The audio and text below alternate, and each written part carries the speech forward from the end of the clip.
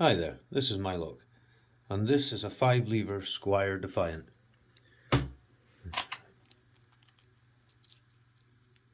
It's oh, there's a key. And there we go.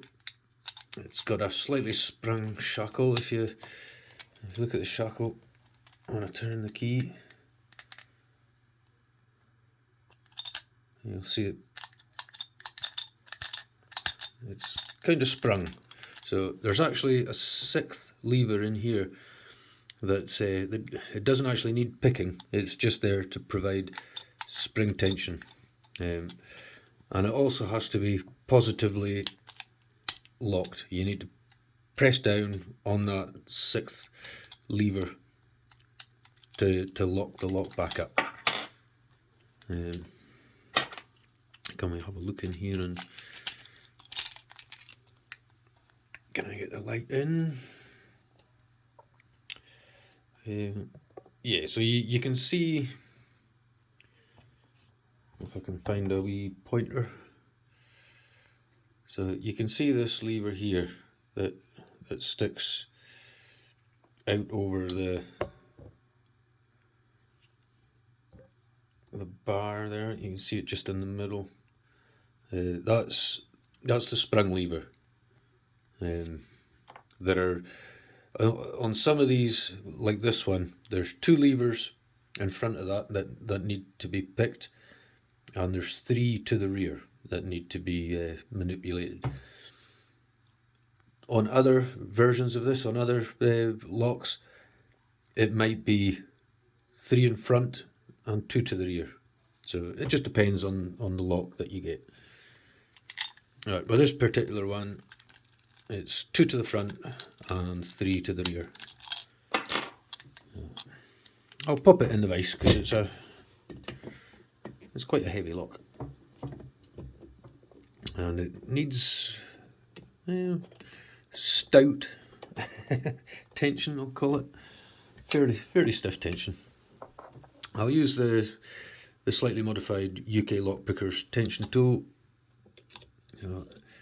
There's a little divot or a little pocket at the back that the tip of the key rides in to keep the key level.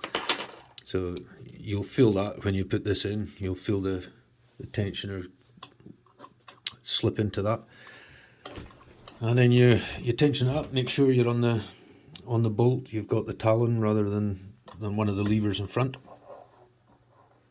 I'll use my own homemade tension tool because there's plenty of room, and it does require fairly stiff tension.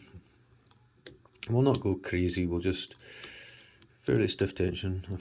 A little bit of movement there, straight away we're just walking these levers up, and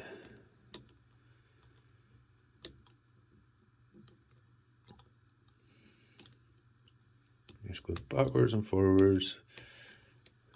Just putting a wee, because there's no false gates, and we don't have to worry about dropping into any false gates. So we're just lifting the lever, seeing which ones are binding. I'm not feeling anything binding, so I've increased the tension, and then we got one binding, and we've got a little bit more rotation, and there we go.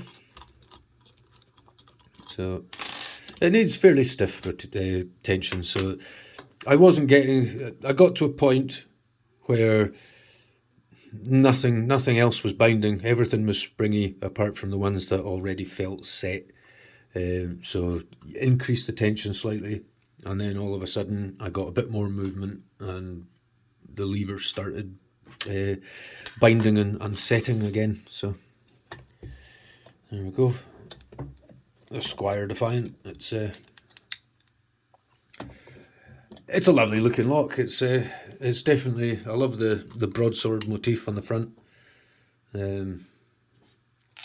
It's one of the, I quite like the shape as well. It's not round. It's, it can stand when you're displaying it. It's got a little bit of information about Henry Squire and Sons, and double locking. So it's got two sort of bolts that locate into there, two locking pawls, I guess you would call them. It's just not very pick resistant. It's because there's no false gates. You get the tension right, and yeah, things will set, and it'll pop right open. So very nice looking lock. You got good cut resistant here. The shackle protection is quite good. It's physically quite a strong lock. It's just a shame they didn't sort of design in some anti-pick features. And there we go. Squire Defiant. In my opinion, it's one of the better looking lever locks. So thanks for watching, everybody. Have a good one. Cheers.